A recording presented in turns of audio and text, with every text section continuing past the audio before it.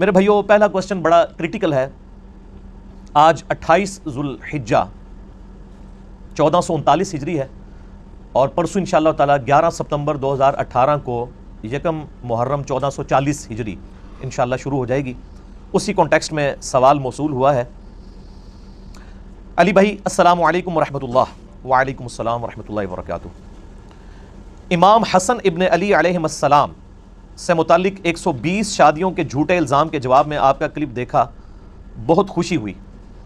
آپ سے گزارش ہے کہ امام حسن علیہ السلام کے قاتل کا نام اور قتل کی وجوہات بھی ذرا امت کے سامنے لائیں اور حق گوئی کا مظاہرہ فرمائیں، کیونکہ محرم 1440 ہجری کی آمد ہے. شکریہ.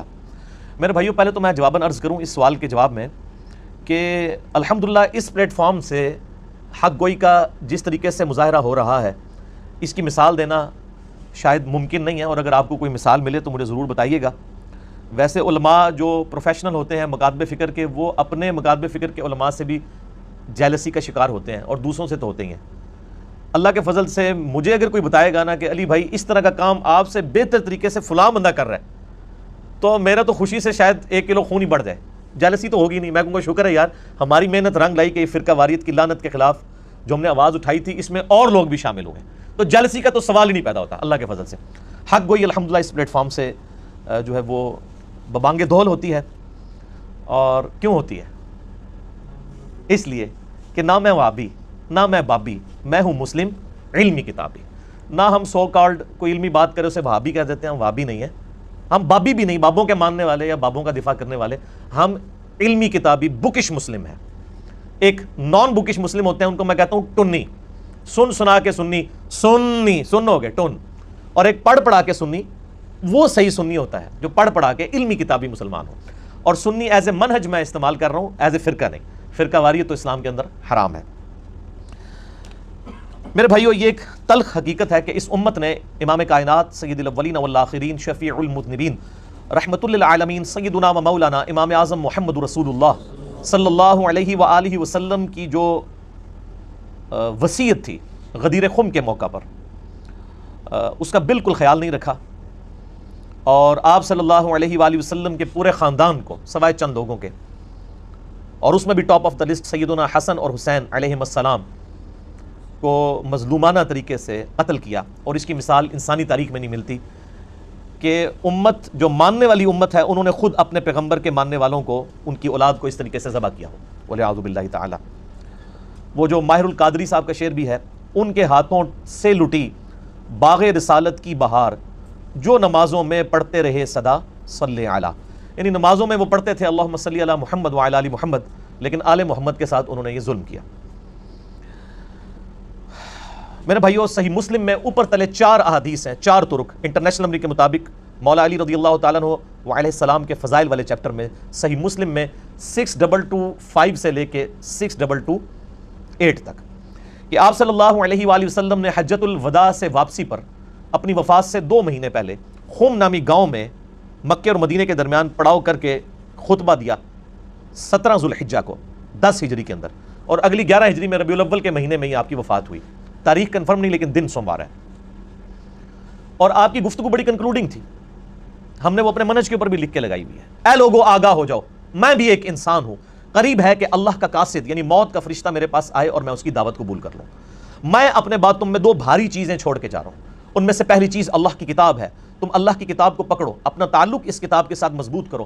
اللہ کی کتاب اللہ کی رسی ہے، جو اسے پکڑے گا وہ ہدایت پر ہوگا، جو اسے چھوڑ دے گا وہ گمراہ ہو جائے گا. اور زید ابن ارقم کہتے ہیں پھر نبی الاسلام ترغیب دلاتے رہے اللہ کی کتاب، اللہ کی کتاب، اللہ کی کتاب، لیکن امت نے کتاب کو پس پش ڈال دیا. اور پھر فرمایا دوسری بھاری چیز میں چھوڑ کے جا رہا ہوں، وہ میرے اہل بیت ہیں. میں اپنے اہل بیت کے معاملے میں تمہیں اللہ کا خوف دلاتا ہوں. میں اپنے اہل بیت کے معاملے میں تمہیں اللہ کا خوف دلاتا ہوں. میں اپنے اہل بیت کے معاملے میں تمہیں اللہ کا خوف دلاتا ہوں. 3 دفعہ امت کو ڈرایا، لیکن امت نے اس معاملے میں بھی نبی علیہ السلام کی وصیت کا پاس نہیں رکھا.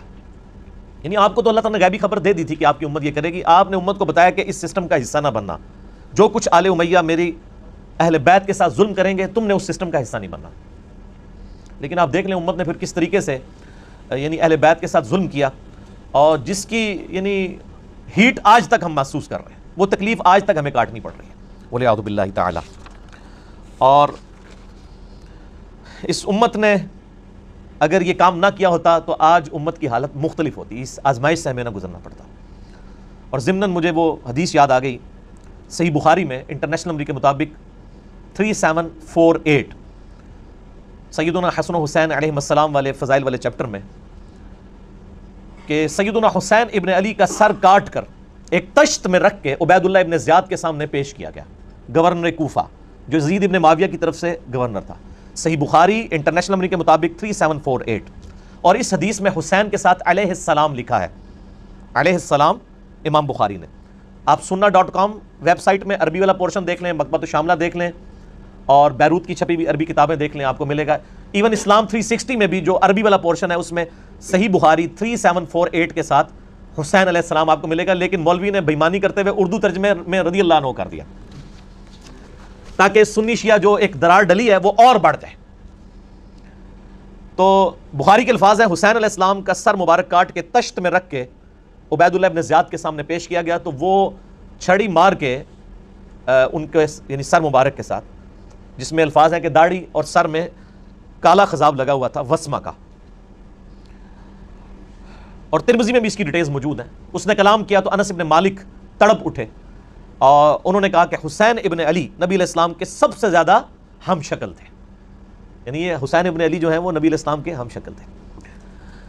اسی طریقے سے صحیح بخاری میں ہی آتا ہے انٹرنیشنل نمبر کے مطابق 3753، اسی سے ہی 5 احادیث آگے، کہ عبداللہ بن عمر رضی اللہ تعالی عنہما وعلیہم السلام سے کسی نے حج کے دوران یہ مسئلہ پوچھا کہ اگر کوئی شخص احرام کی حالت میں مکھی یا مچھر کو مار دے تو اس کا وہ کیا دم دے گا یا کوئی کفارہ دے گا؟ تو آپ نے یہ پوچھا یہ کون پوچھ رہا ہے؟ تو انہوں نے کہا یہ عراقی پوچھ رہا ہے، اور ظاہر ہے وہ عراق کا گورنر ہی تھا یزید کا، عبید اللہ ابن زیاد۔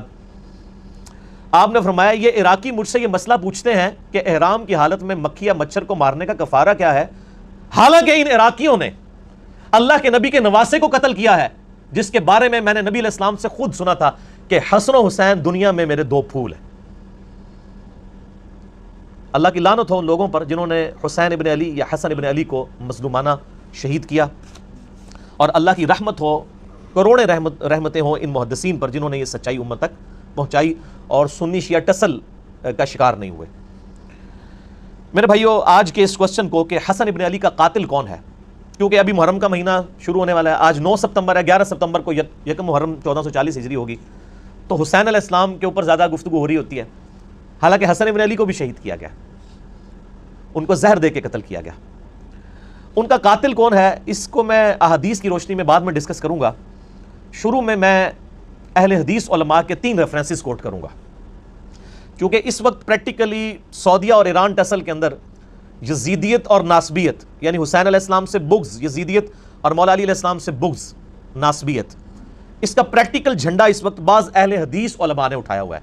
سارے اہل حدیث کی نہیں بات کر رہا، بعض تو ماشاءاللہ پھر انہوں نے ناسبیت کا رد کیا ہے، جیسے شیخ زبیر علی رحمہ اللہ تعالی ہے، المتوفا 1435 ہجری، بمطابق 10 نومبر 2013 ان کی ڈیتھ ہوئی، اور مولانا اسحاق صاحب فیصل آباد والے رحمہ اللہ تعالی المتوفا 28 اگست 2013، دونوں ایک ہی سال فوت ہوئے۔ میرے دونوں استاد ایک ہی سال میں، ایک اگست کے مہینے میں اور دوسرے نومبر کے مہینے میں 2013 کے اندر۔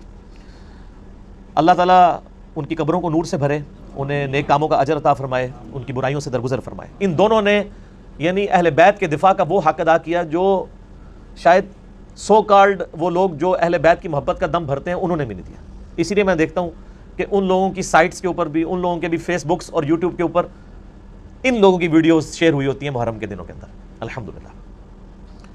لیکن ساتھ ہی ساتھ بعض اہل حدیث میں ہی علماء ہیں جن میں ٹاپ آف دا لسٹ ہمارے جیلم شہر کا ایک فیض عالم صدیقی تھا، ناسبی، جو قتل بھی ہو گیا بعد میں، 1988 کے راؤنڈ اباؤٹ کی بات ہے، جنہوں نے ناسبیت پھیلائی۔ اور اللہ تعالیٰ نے جیلم سے ہی، ہماری اکیڈمی سے واکنگ ڈسٹنس پہ وہ مسجد ہے، باب بگے کی مسجد اسے کہتے ہیں، جدھر فیض عالم صدیقی جمعہ پڑھایا کرتا تھا، اہل حدیث کی مسجد تھی۔ تو آپ دیکھ لیں اسی شہر سے، اس سے چند قدموں کے فاصلے سے ہی الحمدللہ کتاب و سنت کی آواز اٹھی ہے، اور دنیا کے 7 براعظموں تک اہل بیت کی محبت کی شمع جو ہے وہ روشن ہوئی ہے الحمدللہ۔ تو میں اس لیے اہل حدیث علماء کے 3 ریفرنسز سے آغاز کروں گا۔ 2 ریفرنسز جو ہیں وہ صحیح مسلم کی شرح میں جو اہل حدیث نے چھاپی ہوئی ہے، مکتبہ اسلامیہ نے بھی چھاپی ہے، باقی مکتبوں نے بھی، مکتبہ رحمانیہ نے بھی، علامہ وحید الزمان رحمہ اللہ تعالیٰ کی، اور ایک شرح صحیح بخاری کی، وہ بھی اہل حدیث نہیں چھاپی ہوئی ہے، سید محمد داؤد راز رحمہ اللہ تعالی، جو انڈیا پاکستان جب نہیں بنا تھا اس سے پہلے پوری جمعیت اہل حدیث ہند کے وہ ہیڈ تھے. انہوں نے 8 جلدوں پہ صحیح بخاری کی شرح لکھی ہے، جو آپ کے پاس PDF اویلیبل بھی ہے عموماً نیٹ کے اوپر. ان کا میں ایک ریفرنس انشاءاللہ یہاں پہ کوٹ کروں گا. اور چونکہ ہماری HD ریکارڈنگ ہوتی ہے تو اسی ریکارڈنگ میں انشاءاللہ آپ کو سکرین کے اوپر HD وہ JPGs نظر بھی آ جائیں گے. جب اس کو ہم اپلوڈ کریں گے اس سے پہلے اس کو انشاءاللہ پبلش کروا لیں گے فرحان بھائی انشاءاللہ تعالی. ان کو میں نے وہ سارے JPGs جتنی بھی آج ریفرنسز آنے ہیں نا وہ انشاءاللہ آپ کو سکرین میں نظر آئیں گے انشاءاللہ تعالی. زیادہ ٹینشن لینے کی ضرورت اس حوالے سے نہیں ہے. پہلا ریفرنس ہے میرے بھائیو شرح صحیح مسلم اہل حدیث کی، علامہ وحید الزمان. صحیح مسلم میں حدیث ہے انٹرنیشنل نمبر کے مطابق 6409. میں نے اپنے لیپ ٹاپ کے اندر وہ پہلے ہی کر کے رکھی ہے تاکہ میں آپ کو ورڈ بائی ورڈ وہ کمنٹس پڑھ کے بتا سکوں. یہ حدیث بڑی مشہور ہے ابو سفیان رضی اللہ تعالیٰ عنہ کے فضائل والے چیپٹر میں، صحیح مسلم 6409، کہ ابو سفیان جب ایمان لے کر آئے تو مسلم شریف کے الفاظ ہیں، انہوں نے کہا اے نبی علیہ السلام، مسلمان مجھ سے تو نہ صحیح طریقے سے گفتگو کرتے ہیں اور نہ ہی میرے پاس بیٹھتے ہیں، تو میری کچھ خواہشات ہیں، اگر آپ وہ پوری کر دیں تو اس کی وجہ سے مسلمانوں کا دل میری طرف مائل ہوگا. ظاہر ہے پوری زندگی ابو سفیان نے نبی علیہ السلام کی مخالفت کی. ابو جہل تو صرف بدر میں آیا تھا نا، اس کے بعد ساری جنگیں ابو سفیان نے لڑی تھی. فتح مکہ کے موقع پہ وہ مسلمان ہو گیا، تو ظاہر ہے کوئی سوئچ تو آن نہیں ہونا تھا کہ ایک دن میں ہی لوگ اسے محبت کرنا شروع کر دیتے. تو مسلم شریف کے الفاظ ہیں، انہوں نے کچھ یعنی ریکویسٹ کی. ان میں سے ایک ریکویسٹ یہ تھی کہ میرے بیٹے معاویہ کو اپنا منشی بنا لیجئے. یہ یعنی علامہ وحید الزمان صاحب کا ترجمہ میں پڑھ رہا ہوں. یہ منشی کوئی نٹوریس ورڈ نہیں ہے، اسسٹنٹ کہہ لیں، کلرک کہہ لیں انگلش میں، یعنی اپنا اسسٹنٹ رکھ لیں. چونکہ یہ کاتب بھی تھے تو ان کو کاتب کے طور پہ آپ رکھ لیں. تو اس حدیث کے اینڈ پہ جو راوی ہے نا زمیل، ان کے الفاظ ہیں، وہ کہتے ہیں کہ ابو سفیان اس دن جو کچھ نبی علیہ السلام سے مانگ رہا تھا نا، آپ اس کے جواب میں ایگری کرتے جا رہے تھے، کیونکہ آپ علیہ السلام کی عادت تھی کہ آپ انکار نہیں کیا کرتے تھے. تو اس طریقے سے سفارشی طور پر ابو سفیان نے اپنے بیٹے معاویہ ابن ابی سفیان رضی اللہ تعالیٰ عنہما کو جو ہے نبی علیہ السلام کے منشی کے طور پہ، اسسٹنٹ کے طور پہ، کاتب کے طور کے اوپر بھرتی کروایا. باقی وہ کاتب وحی اور باقی ڈیٹیلز وہ میرا کلپ آپ دیکھ لیں. حضرت معاویہ کے بارے میں لاکھوں لوگوں نے دیکھا ہے. کیا حضرت معاویہ کاتب وحی تھے رضی اللہ تعالیٰ عنہ؟ تو میں نے بتایا کہ ہاں کاتب وحی تھے، لیکن ساتھ کچھ اور حقائق بھی جڑے میں جو آج میں ڈسکس نہیں کروں گا. اچھا، اس حدیث کی شرح میں صحیح مسلم 6409 میں آپ ذرا ورڈ بائی ورڈ اہل حدیث عالم علامہ وحید الزمان کے کومنٹس، اور اہل حدیث ہی چھاپ رہے ہیں، یہ ذرا سنیے. یہ آپ صلی اللہ علیہ وآلہ وسلم کا حسن خلق تھا، یعنی آپ علیہ السلام کا حسن اخلاق تھا، اور مصلحت بھی تھی، کیونکہ ابو سفیان کافروں کا سردار تھا. اس کی تالیف قلب بھی ضروری تھی. ہر چند ابو سفیان کا اسلام پہلے پہل تو جان کے ڈر سے تھا، مگر بعد میں شاید وہ پختہ ہو گیا ہو، اور جب آدمی اسلام لایا تو اس کے قصور اور کفر کے وقت کے سب گناہ معاف ہو جاتے ہیں. آپ صلی اللہ علیہ وآلہ وسلم نے تو وحشی قاتل حمزہ کا بھی اسلام قبول کر لیا تھا، لیکن اس پر بھی ابو سفیان کا خاندان نبوی صلی اللہ علیہ وآلہ وسلم کا ہمیشہ دشمن رہا. ابو سفیان عمر بھر حضرت صلی اللہ علیہ وآلہ وسلم سے لڑتا رہا، اور صدہا مسلمانوں کو اس نے شہید کیا. اور اس کے بیٹے معاویہ ابن ابی سفیان نے جناب امیر المومنین خلیفہ برحق علی مرتضیٰ شیر خدا رضی اللہ تعالیٰ عنہ کا مقابلہ کیا، اور جنگ صفین میں ہزاروں مسلمانوں کا خون کیا. اور پھر اس کے بیٹے یزید نے تو ستم ہی ڈھایا، سیدنا حسن کو زہر دلوایا اور سیدنا حسین کو ایسے ظلم سے شہید کرایا جس کا حال لکھنے سے قلم کانپتا ہے. یہ علامہ وحید الزمان صاحب لکھ رہے ہیں کہ حسن و حسین کے قاتل کون ہیں؟ آل امیہ. اور دیکھیں وہ کہندے پورا خاندان پڑ کے رکھ چھڑیا. انہوں نے کیا دادا جڑا ہے وہ نبی نال لڑتا رہا، پیو یزید دا جڑا ہے وہ علی نال لڑتا رہا، تے پتر نے حسن حسین نو شہید کروایا،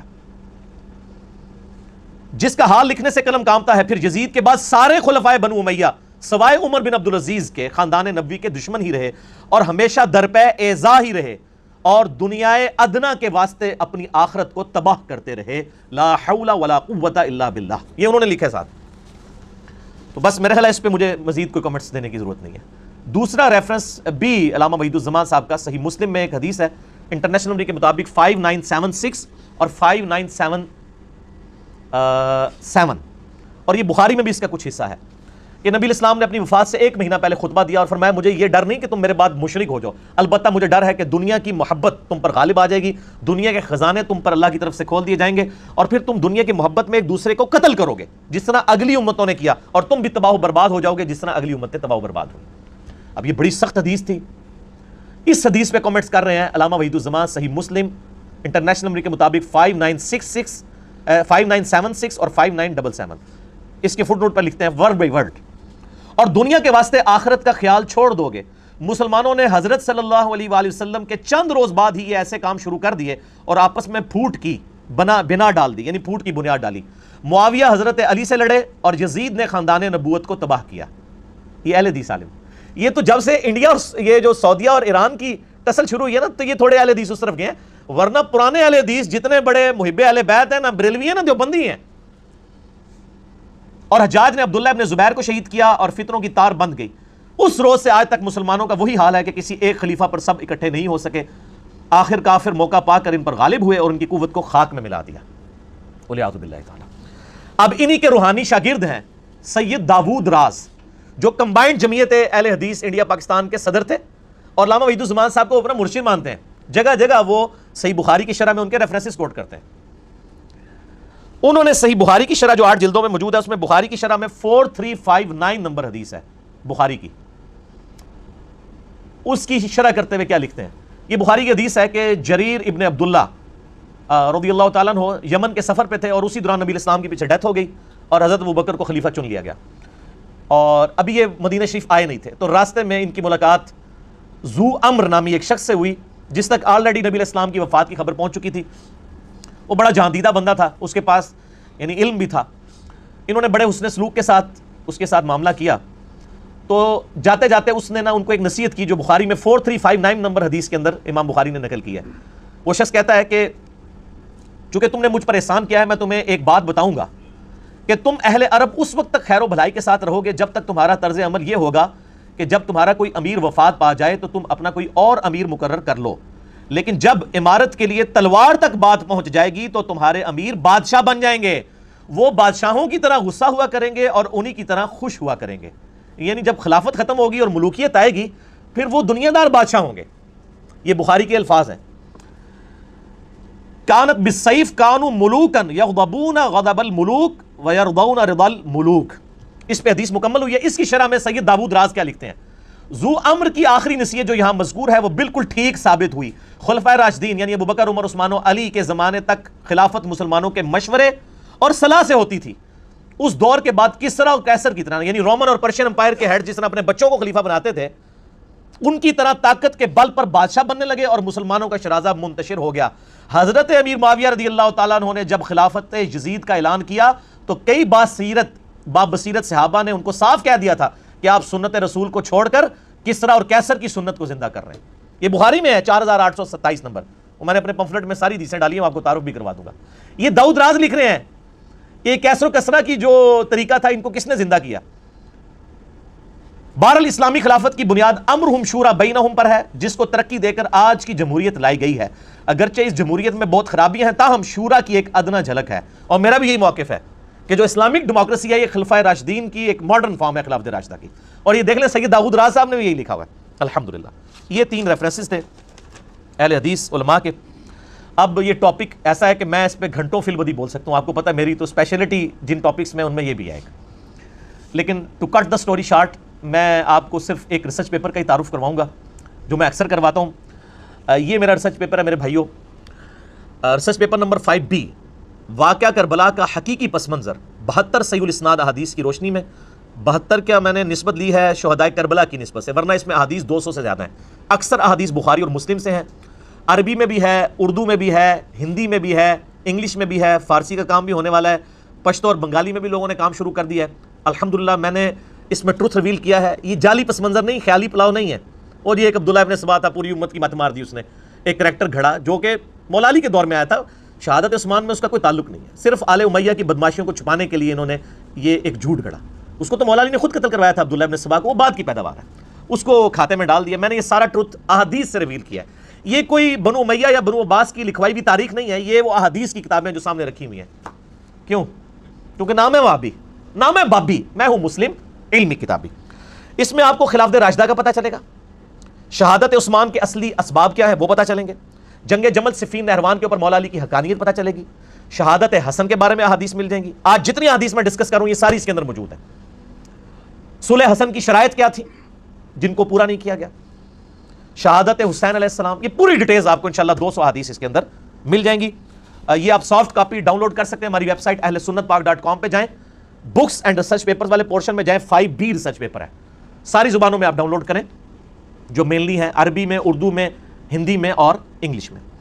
और आप इसकी हार्ड कॉपी भी घर में मुफ्त मंगवा सकते हैं। उसके लिए आप फोन करें हमारे उस्मान भाई को, उनके फोन की टाइमिंग है सुबह 9 से लेकर पौने 1 बजे तक रोजाना, और शाम को असर से लेकर मगरिब तक। उनका नंबर है +92 321 5900 पाकिस्तान में करेंगे तो 0321 5900 उनको कॉल करें। इंशाल्लाह ये डाक मेरे तमाम रिसर्च पेपर्स इंक्लूडिंग 5B आपके घर इंशाल्लाह बिल्कुल मुफ्त आ जाएंगे इंशाल्लाह ताला, तो आप मंगवा सकते हैं। मेरे भाइयों, 5B रिसर्च पेपर में ही 50 नंबर सीरियल के ऊपर वो हदीस मौजूद है जिसमें जिक्र है कि हसन इब्न अली को जहर देकर शहीद किया गया। और ये हदीस जो है वो अल मुसन्नफ इब्न अबी शैबा में इंटरनेशनल नंबरिंग के मुताबिक 37,359 है, और जो मकबा रहमानिया ने PDF छापा हुआ है ना उर्दू में, उसमें है 38,514। वो इंशाल्लाह JPG हम इसके ऊपर डिस्प्ले भी कर देंगे, आपको वो हदीस नजर आ जाएगी। ये हदीस अल मुसन्नफ इब्न अबी शैबा में मौजूद है और अल मुस्तदरक लिल हाकिम में भी है इंटरनेशनल नंबर के मुताबिक 4816। और हमारे जेलम शहर के बहुत बड़े एक मुहद्दिस शेख गुलाम मुस्तफा ज़हीर साहब हाफिज़हुल्लाह ताला मिनल जिन्नति वन्नास, शेख ज़ुबैर ज़हीर साहब के शागिर्द हैं। उन्होंने इस हदीस की सनद को सही डिक्लेयर किया और उनका रिसाला है अस-सुन्ना 26 नंबर में उन्होंने ये हदीस नकल की। और इसके बाकी भी उन्होंने कई एक तरीक थे, उनके सारे रेफरेंसेस उसके अंदर कोट किए। इंशाल्लाह हम JPG में वो भी यहाँ पर ऐड कर देंगे कि हसन इब्न अली को जहर देकर शहीद किया गया। वो हदीस आपको मैं वर्ड बाई वर्ड अल मुसन्नफ इब्न अबी शैबा से पढ़ के सुना भी देता हूँ ताकि आपको ये बात पता भी चल जाए। हज़रत उमैर इब्न इसहाक ताबी रवायत करते हैं कि मैं और एक आदमी, उनका कोई दोस्त था, हज़रत हसन इब्न अली की इयादत के लिए हाजिर हुए। हसन इब्न अली उस वक्त उस आदमी से कहने लगे कि मुझसे पूछ लो इससे पहले कि तुम मुझसे कुछ पूछ ना सको, यानी मेरी मौत का वक्त करीब है, कोई इल्मी बात डिस्कस करनी है तो मुझसे कर लो। आप देखें कि इल्म कितनी बड़ी चीज़ है, यानी अहले बैत में से फिर नबी इस्लाम के नवासे सैयदना हसन इब्न अली वो मौत के वक्त भी कह रहे हैं कि कोई इल्मी बात मुझसे डिस्कस करो। इसलिए मैं कहता हूँ इल्म हासिल करना या इल्म सिखाना ये हज़ारों साल की इबादत से बेहतर है, नफली इबादत से, इससे पहले कि तुम मुझसे पूछ ना सको। उन साहब ने कहा कि मैं आपसे कुछ नहीं पूछना चाहता, अल्लाह ताला आपको आफियत अता करे। रावी ने फरमाया कि हज़रत हसन खड़े हुए और बैतुल खला में दाखिल हुए, फिर बैतुल खला से वापस हमारे पास तशरीफ़ लाए और इरशाद फरमाया मैं तुम्हारी तरफ नहीं निकला यहाँ तक कि मैंने अपने जिगर का एक टुकड़ा फेंका है जिसको मैं इस लकड़ी से उलट पलट कर रहा था। यानी वो टॉयलेट गए तो उनको पेशाब के अंदर या उन्होंने वॉमिटिंग की, उल्टी के अंदर उनके जिगर के टुकड़े कट के निकले क्योंकि बड़ा सख्त जहर दिया गया था। मुझे कई मरतबा जहर पिलाया गया लेकिन इस मरतबा ज़्यादा सख्त, इससे ज़्यादा सख्त चीज़ कोई और नहीं थी। यानी इस दफ़ा जो मुझे जहर दिया गया वो बहुत सख्त था जिसकी वजह से मेरा जिगर कट के बाहर निकला। अल्लाह की लानत हो उन लोगों पर जिन्होंने हसन इब्न अली के साथ ये जुल्म किया, हुसैन इब्न अली के साथ जुल्म किया। उन पे अल्लाह की लानत, अल्लाह के फरिश्तों की लानत, तमाम लानत करने वालों की लानत, आमीन। हज़रत उमैर ताबी कहते हैं अगले दिन हम सुबह के वक्त दोबारा इयादत के लिए गए तो वो उस वक्त जान कुनी की हालत में थे, यानी वो हालत नज़ा में थे। उमैर कहते हैं कि हज़रत हुसैन अलैहिस्सलाम उनके पास आए, उनके सर के पास बैठ गए, यानी हसन इब्न अली नज़ा के आलम में लेटे हुए हैं और उनके छोटे भाई हुसैन इब्न अली वो उनके सरहाने आके पास बैठ गए और फरमाया ए भाईजान आपको जहर देने वाला कौन है? तो हज़रत हसन इब्न अली ने फरमाया क्या तुम उसे कत्ल करना चाहते हो? तो उन्होंने फरमाया जी हाँ। तो हज़रत हसन ने फरमाया अगर वो वही है जिसके बारे में मेरा गुमान है तो अल्लाह ताला उसे सख्त सजा देने वाला है, और अगर वो बरी है तो मैं ये पसंद नहीं करता कि एक बरी आदमी मेरी वजह से कत्ल कर दिया जाए। यानी उन्होंने कहा मुझे असेसमेंट तो है कि मुझे कत्ल करने के लिए जहर किसने दिया है, लेकिन चूंकि हज़रत हसन को इल्म गैब तो कोई नहीं था ना, ये तो आपके बुजुर्ग बाबों के बारे में दावे हैं ना। तो उन्होंने कहा अगर तो मेरी असेसमेंट दुरुस्त है तो तुम्हें बदला लेने की जरूरत नहीं, अल्लाह ताला इंतकाम लेने वाला है, और अगर मेरी असेसमेंट गलत निकली और तुमने बदला लिया तो एक मजलूम आदमी को तुम कत्ल कर दो। आप देख लें मौत के नज़ा के आलम में भी इंसाफ का दामन अहले बैत अपने हाथों से नहीं जाने देते थे। तो ये हदीस मुसन्नफ इब्न अबी शैबा में भी है, उर्दू में भी तर्जमा आ चुका है, PDF इंशाल्लाह हम अटैच कर देंगे। अल मुसन्नफ इब्न अबी शैबा के अलावा ये अल मुस्तदरक लिल हाकिम में मौजूद है जिसका मैंने हवाला अल्हम्दुलिल्लाह दे दिया। अब रहा मेरे भाइयों के हसन इब्न अली को ये जहर दिया किसने था। इस हवाले से अहले सुन्नत की जो मेन स्ट्रीम की तारीख की किताबें हैं صحابہ کرام کے احوال کے اوپر کتاب لکھی گئی ہے الاستیاب، امام ابن عبد البر، المتوفی 463 ہجری، بڑی مشہور کتاب ہے۔ شام کے اندر وہ بہت بڑے یعنی اہل سنت کے امام گزرے ہیں، محدث ہیں۔ انہوں نے اس طرح کی روایتیں نقل کی ہیں کہ حضرت معاویہ رضی اللہ تعالیٰ عنہ نے حسن ابن علی کو زہر دیا تھا، لیکن سند کے اعتبار سے یہ روایتیں کمزور ہیں۔ اسی طریقے سے طبقات ابن سعد، ان سے بھی پہلے امام محمد ابن سعد المتوفی 230 ہجری، جو امام بخاری امام مسلم کے ہم اثر ہیں، طبقات ابن سعد انہوں نے لکھی ہے، اس میں بھی ملتا ہے کہ معاویہ ابن ابی سفیان اور یزید ابن معاویہ کے بارے میں کہ انہوں نے حسن ابن علی کو زہر دے کر قتل کروایا۔ اس کے علاوہ امام بلازری کی کتاب المتوفی 290 ہجری انصاب الاشراف، جس سے یہ محرم کے دنوں میں جعلی روایت پیش کر رہے ہوتے ہیں کہ حسین علیہ السلام نے کہا میری 3 شرطیں ہیں، یا تو مجھے یزید کے پاس جانے دو، میں اس کے ہاتھ پہ بیعت کر لیتا ہوں، یا مجھے واپس جانے دو، یا کسی مسلمان سرحد پہ جانے دو۔ کوڑ مارو ہو جڑا کوئی ہضم بھی ہوئے کسی نو، وہ کتاب ہی جعلی ہے، وہ اپنے مصنف سے ثابت ہی نہیں ہے۔ اور اگر کوئی ثابت کرنا چاہتا ہے تو سر اسی انصاب الاشراف میں لکھا ہے کہ معاویہ ابن ابی سفیان نے حضرت حسن ابن علی کو قتل کروایا ہے، اور کچھ بھی بہت کچھ لکھا ہوا ہے۔ یزید کے باوجداد کے تابوت دوزخ کے اندر ہے، اور بھی بہت کچھ لکھا ہے۔ میری شیخ زبیر صاحب کے ساتھ جب 1 to 1 اس کے اوپر ڈسکشن ہوئی ان کا کہ یہ اگر بلازری کی کتاب کو صحیح مانیں گے تو یہ حضرت معاویہ کا پھر ایمان ثابت کرنا ان کے لیے ممکن نہیں رہے گا، تو اس لیے اس کتاب سے ہی جان چھڑائیں۔ تو نہ ہم 3 شرطوں والی بات بھی جعلی، یہ بھی جعلی۔ اس طریقے سے تاریخ دمشق ہے، امام ابن عساکر، علی ابن حسین ابن عساکر، المتوفی 571 ہجری، تاریخ دمشق ان کی مشہور ہے، اس میں بھی ملتا ہے کہ حضرت معاویہ نے زہر دیا، لیکن یہ سب کی سب روایتیں کمزور ہیں، تاریخی ہم ان کو پیش نہیں کرتے۔ البتہ سنن ابی داؤد میں ایک صحیح سند کے ساتھ حدیث ہے، یہ ابو داؤد پڑھی نہیں ہوئی، پڑھی بھی ہوئی ہے، انٹرنیشنل نمبر کے مطابق 4131۔ وہ حدیث میں ورڈ بائی ورڈ کور کروں گا آج، جس سے آپ کو پتا چلے گا کہ قتل حسن کا بینیفیشری کون ہے۔ جس طرح آج کل لوگ کہتے ہیں نا وہ بے نظیر کے قتل کا بینیفیشری کون ہے، ٹھیک ہے، نام لینے کی ضرورت نہیں ہے۔ اس طرح حسن ابن علی کے قتل کا بینیفیشری کون تھا وہ ابو داؤد نے بتا دیا۔ اور دوسرا ٹروتھ ریویل ہوگا کہ مولا علی علیہ السلام کو ممبروں پر آل امیہ کے دور میں جو لعنت کروائی جاتی تھی، سب و شتم ہوتا تھا، وہ کہتے ہیں سب کا مطلب تنقید ہے، تنقید نہیں ہے۔ صحیح مسلم انٹرنیشنل کے مطابق 6229 نمبر حدیث ہے، لعن اللہ ابا تراب، ابو تراب پر اللہ کی لعنت، نعوذ باللہ من ذالک، لعنت کرواتے تھے وہ۔ یہ لعنت کیوں کرواتے تھے؟ یہ بھی ایک کوشچن ہے نا، کس سے ان کو کیا ملتا تھا؟ یہ ٹروتھ بھی آپ کو اس حدیث میں ریویل ہوگا کہ بیسیکلی وہ چاہتے تھے کہ خلافت راشدہ کا ایک بھیانک چہرہ لوگوں کے سامنے آئے، لوگ خلافت کی تلاش میں نہ رہیں، ملوکیت کو قائم رکھیں، لہٰذا مولا علی پر لعنت کرواؤ۔ جب مولا علی سے لوگ متنفر ہوں گے، خود بخود ہی کہیں گے کہ یہ ملوکیت کا سسٹم، آل امیہ کا سسٹم بہتر ہے۔ یہ بھی آپ کو اس حدیث میں پتہ چلے گا، اور آپ کو پتہ چلے گا کہ آل امیہ بینیفیشری ہے حسن ابن علی کے قتل کی۔ اب قاتل کون ہے وہ آج کے زمانے میں بھی میرے بھائی، جب CCTV کیمرہ ہے، سب کچھ ہے، یہ اس طریقے سے کوئی اس کی خفیہ ویڈیو تو مطلب نہیں بنا سکتا تھا اس زمانے میں، تو آج کے زمانے میں بھی قاتل تک پہنچنا بہت مشکل ہوتا ہے، تو اس زمانے میں تو بہت مشکل تھا۔ اسی طریقے سے عثمان غنی رضی اللہ تعالیٰ کے بھی اسپیسیفک تو کوئی نہیں کر سکتا کہ قاتلین کون تھے، ایک اسیسمنٹ ہی ہے۔ یہاں پر بھی یہی معاملہ ہے۔ یہ حدیث ہے ابو داؤد میں 4131 انٹرنیشنل نمبر کے مطابق، اور یہ کم از کم 3 اہل سنت کی مین سٹریم کی کتابوں میں ہے۔ سنن ابی داؤد میں ہے 4131۔ اس حدیث کو شیخ البانی بھی صحیح کہتے ہیں، شیخ زبیر علی زئی صاحب رحمہ اللہ تعالیٰ، جن کا کرائٹیریا صحت کا بڑا سخت تھا، وہ بھی اسے صحیح کہتے ہیں۔ اس حدیث پہ بعض ناسبیوں نے جو اعتراض کیا منکرین حدیث نے، میں انشاءاللہ وہ اینڈ پہ ڈسکس کروں گا، کیونکہ وہ عام بندوں کا ٹاپک نہیں ہے، اس لیے میں اس موضوع کی روانگی کو توڑنا نہیں چاہتا۔ ابو داؤد میں 4131، مسند احمد میں ہے 17228 عربی والے میں، مکتبۃ الشاملہ میں، اور جو اردو PDF ہے مکتبہ رحمانیہ کا، اس میں ہے 17321۔ یہ سارے JPGs انشاءاللہ ہم ساتھ اٹیچ کر دیں گے۔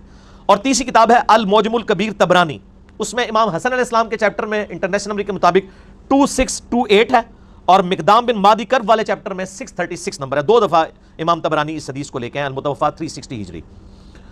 تو یہ حدیث الحمدللہ سونے کی مہر درست ہے، اور یہ اتنی کریٹیکل حدیث تھی کہ یہ میرے جو 5B ریسرچ پیپر میں صرف یہ واحد حدیث ہے جو میں نے 2 نمبرنگ پہ ریپیٹ کی ہے، سیریل نمبر 31 پہ بھی اور سیریل نمبر 51 کے اوپر بھی،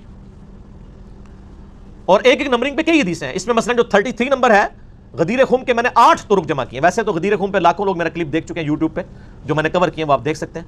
تو ایک نمبر پہ کئی احادیث ہیں، اس لیے 200 سے زیادہ روایتیں ہیں۔ تو اس ریسرچ پیپر میں یہ روایت 4131 موجود ہے انٹرنیشنل نمبر کے مطابق۔ وہ میں آپ کو اہل حدیث کا جو ترجمہ ہے نا جی، ورڈ بائی ورڈ پڑھ کے سناتا ہوں۔ دارالاسلام پبلیکیشن دنیا میں سب سے بڑا اہل حدیث کا، اہل سنت کا یعنی کتابیں چھاپنے والا جو ہے وہ ادارہ ہے. یہ دارالاسلام کی عربی پبلیکیشن سامنے رکھی ہوئی ہیں، یہ پڑھی ہوئی نہیں پڑھی ہوئی بھی ہیں، یہ علمی کتابی باتیں ہو رہی ہیں نا. تو اسی میں جو ابو داؤد رکھی ہے نا، اس میں ورڈ بائی ورڈ میں آپ کو دارالاسلام نے جو اردو ترجمے کے ساتھ شیخ زبیر صاحب کی تحقیق کے ساتھ چھاپی ہے 4131 سنن ابی داؤد، ورڈ بائی ورڈ اس حدیث کو سنیں. خالد بن معدان تابعی کہتے ہیں کہ مقدام بن مادی کرب صحابی ہیں، بڑے مشہور صحابی ہیں یہ، انہی سے وہ ابو داؤد میں حدیث ہے کہ مجھے اللہ نے قرآن اور اس کی مثل یعنی سنت عطا فرمائی. مقدام بن مادی کرب عمر بن اسود اور قبیلہ بنو اسد کا ایک آدمی جو اہل انسرین میں سے تھا، حضرت معاویہ ابن ابی سفیان رضی اللہ تعالیٰ عنہ کے پاس آئے جب وہ شام کے اندر یعنی بادشاہ تھے. معاویہ نے مقدام سے کہا کیا تمہیں معلوم ہے کہ حسن ابن علی وفات پا گئے ہیں؟ تو مقدام رضی اللہ تعالیٰ عنہ نے فوراً پڑھا انا للہ و انا الیہ راجعون. کسی مسلمان کی موت پہ کیا پڑھنا چاہیے؟ اب یہ پڑھنا ایک صحابی کا کیا یہ جرم تھا؟ جب انہوں نے یہ پڑھا تو ابو داؤد نے کیا لکھا؟ فقال لہ فلان، تو ایک آدمی نے، ایک مرد نے، فلاں شخص نے اس کے جواب میں کہا. اب یہ فلاں کون ہے؟ وہ حضرت معاویہ خود تھے، کیونکہ مسند احمد میں موجود ہے معاویہ نے مقدام سے کہا. ابو داؤد کی عادت ہے کہ وہ جب کسی صحابی کا غلط کام آ رہا ہو نا تو اس کو فلاں کر جاتے ہیں. ابو داؤد کے اندر کئی مثالیں میں نے اس پمفلٹ میں لکھی ہیں. جب فلاں شخص فلاں کو ملنے کوفے آیا تو علی پر لعنت کروائی. وہ سنن نسائی الکبریٰ کے اندر ہے کہ جب معاویہ ابن ابی سفیان مغیرہ ابن شعبہ کو ملنے کے لیے کوفہ آئے تو حضرت علی پہ لعنت کروائی.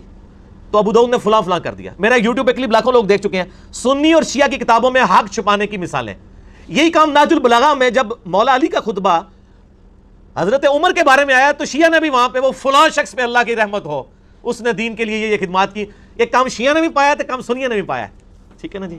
تو جدو کوئی کام پائے تو اس کام سے رسی کاٹ سکنے ہیں. اللہ دے فضل. یہ میں کوئی تکبر کے طور پہ نہیں، میں جسٹ جوک کے طور پہ بول رہا ہوتا ہوں، کیونکہ نہ میں وہابی نہ میں بابی، میں ہوں مسلم علمی کتابی. تو حضرت معاویہ نے کہا، مسند احمد میں بھی اور المعجم الکبیر طبرانی میں بھی موجود ہے جو میں نے نمبر بتایا، کہ حضرت معاویہ نے یہ کہا کہ مقدام کیا تم حسن کے مرنے کو مصیبت سمجھتے ہو؟